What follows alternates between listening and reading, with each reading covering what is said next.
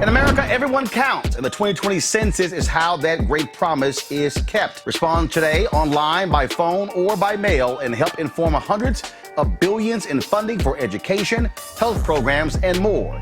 Shape your future. Start at 2020census.gov. Today in Kenosha, Wisconsin, Joe and Jill Biden visited that city where Jacob Blake was shot in the back a week ago 7 times by Kenosha police officers. When they landed, they had a private meeting with the family of Jacob Blake. He joined them by telephone. They spent more than an hour in that conversation. It was Jacob Blake's father, his siblings, and one of his attorneys, B. Ivory Lamar. Blake's mother, Julia Jackson, and attorney Ben Crump joined by phone. A meeting was also held with Kenosha community members where many concerns were raised. Biden also spoke about his meeting with Jacob Blake and his family at that church event. You know, the things that I talked about here that we have to do didn't start with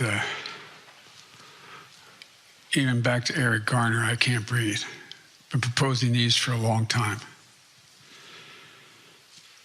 I mean, literally for years. And the one thing I think we have to acknowledge, my mom used to have an expression. My mom would say, "You want to know me? Come walk in my shoes a mile."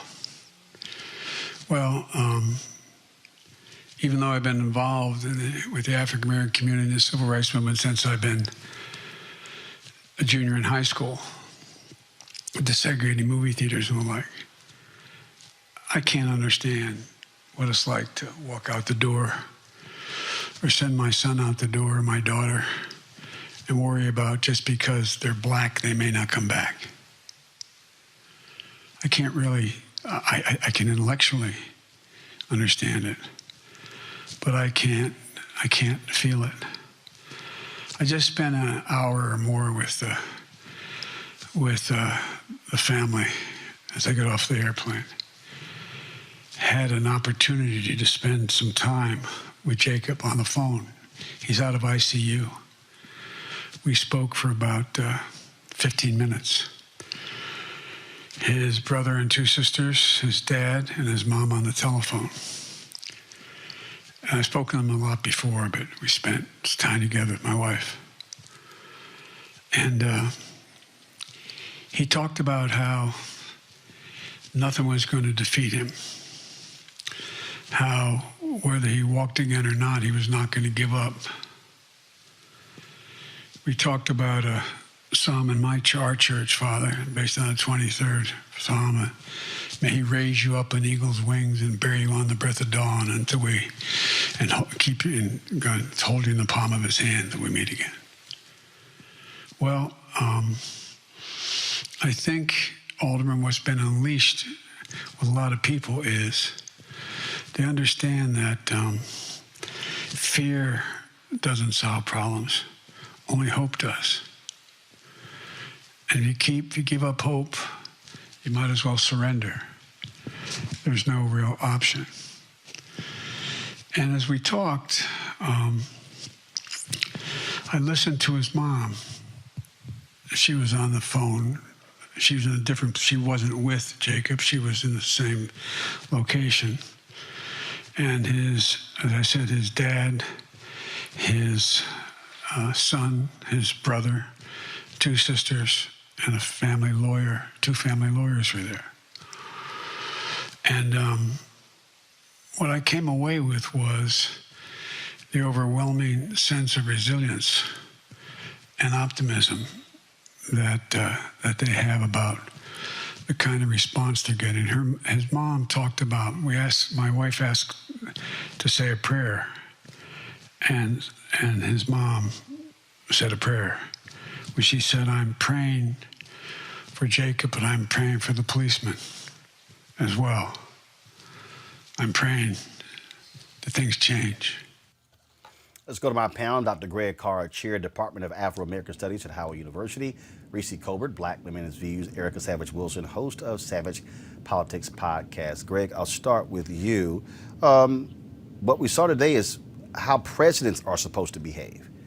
That when you have a shooting, like in the case of Jacob Blake, and you have community unrest, one of the things you do is you go to that city and you meet with the family.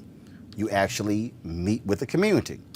When Donald Trump goes to Kenosha, he meets with law enforcement, slaps them on the back, and it's all about law enforcement, law enforcement, law enforcement. In fact, it was quite interesting because normally I ignore her idiotic tweets, but today I really had no choice. But Rona Romney McDaniel, she dropped the Romney name because Trump told her to, because he did not like the fact that she is related to Mitt Romney, and she obliged. So she sends this tweet out that, to me, speaks all you need to know about the Republican Party in all of this.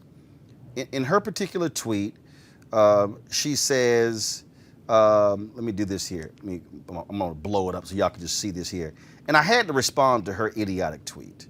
But she said, Greg, she says, criticizing the media. After all of the phony media criticism of a sitting president for visiting Kenosha, to stand with the city and law enforcement, where's all the criticism of Joe Biden for hypocritically traveling there for a political event? Trump didn't go standing with the city.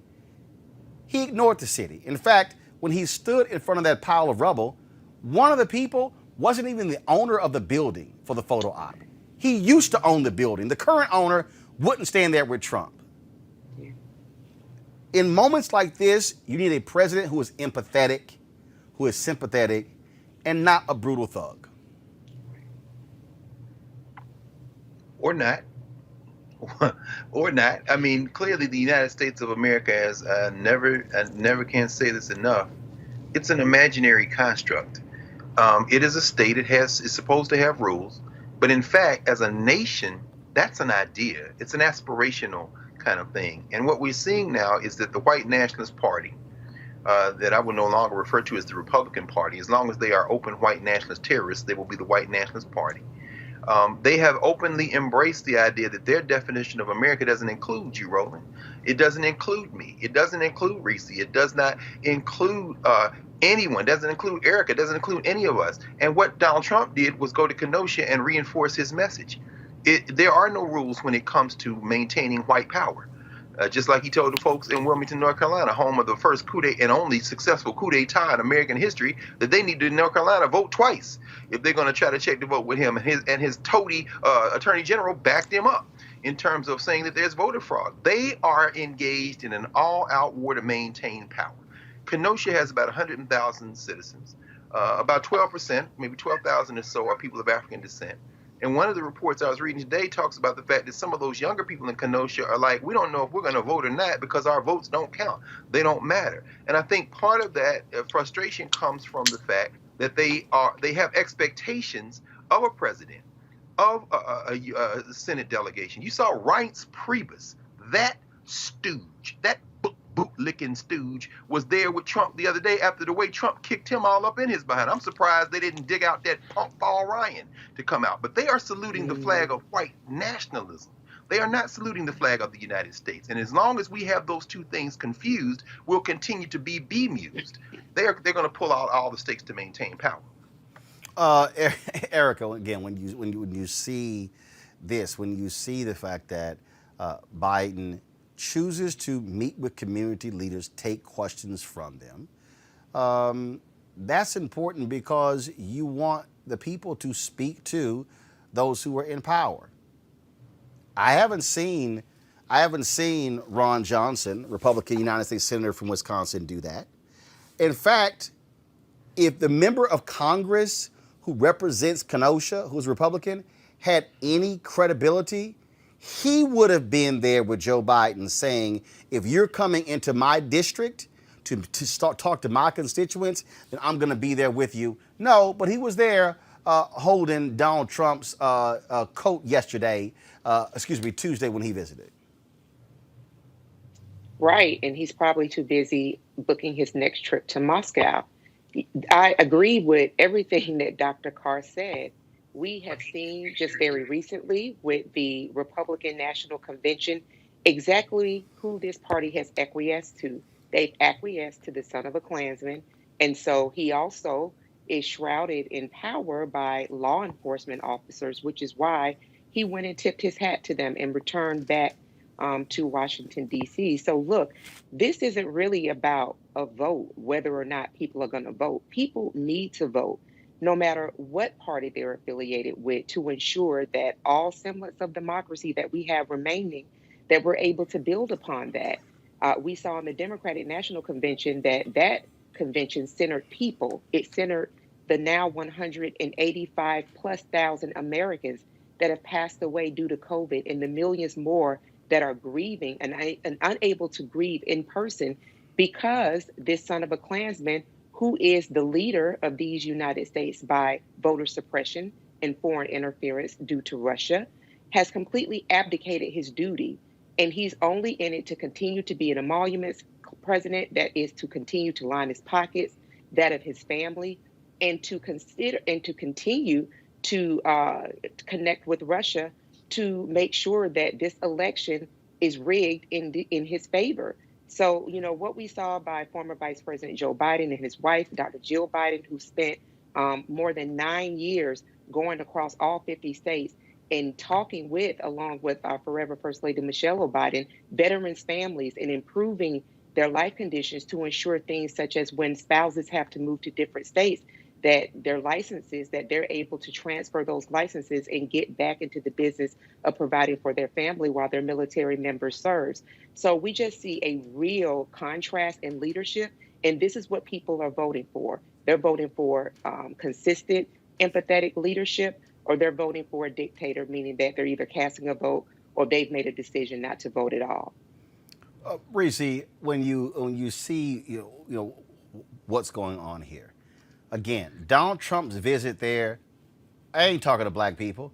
That was appealing to white people, especially white suburban women, because what he's saying is fear, they're coming to get you, fear, they're coming after you, and I am your only savior. I am the white savior for the white woman. That's what Donald Trump really was saying. Yeah. Right. Well, and he has a very powerful ally in the mainstream media that is very interested in making this a horse race, that is very interested in actually bolstering Trump's case that this country is in chaos, which to some degree it is, because we have a pandemic that Donald Trump is completely apathetic to, not because of all this supposed looting and rioting, which actually isn't happening. And so he definitely has a lot of help in that regard. People who just parrot his talking points and then try to put Joe Biden on the defensive. But what I do appreciate is that Joe Biden did play the role of the ideal, as Dr. Carr put it, of what this country is, what we all kind of, most of us at least, buy into of what a president's supposed to do, and which is being a consoler in chief. And I appreciate it, that he didn't outsource this to Senator Kamala Harris. Y'all know I'm Team Kamala, but, Biden himself actually needed to go there and be presidential and fill that void that Donald Trump is completely lacking in. And so I'm not easily impressed, but I was actually impressed with the empathy that he displayed, that he didn't put his foot in his mouth. That's a low bar, but I think that he really did capture the mood. You didn't play remarks about him condemning looting and all that kind of stuff. I would prefer for him to back off of that kind of rhetoric. But in terms of what he did with that particular performance, I thought that not performance but appearance, I thought that was really helpful. All right, folks, back to that Roland Mark Unfiltered video in just one moment.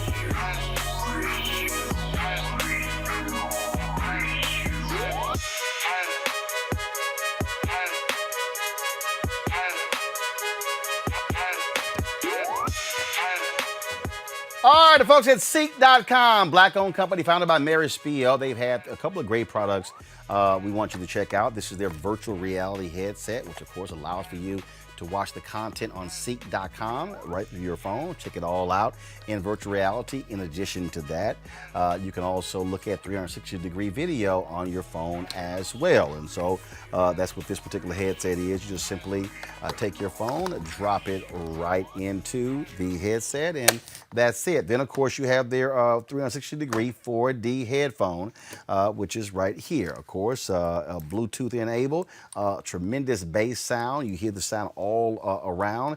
Also, gamers usually got a headset used for that as well. And so you can get one or both of these products or subscribe to Ceek.com by going to their website, Ceek.com, CEEK.com, with the promo code. Come on, guys, show it, RMVIP2020, RMVIP2020. And so go to Ceek.com. And so we certainly appreciate Ceek being a partner here at Roland Martin Unfiltered, and of course being the sponsor of our bi-weekly tech segment.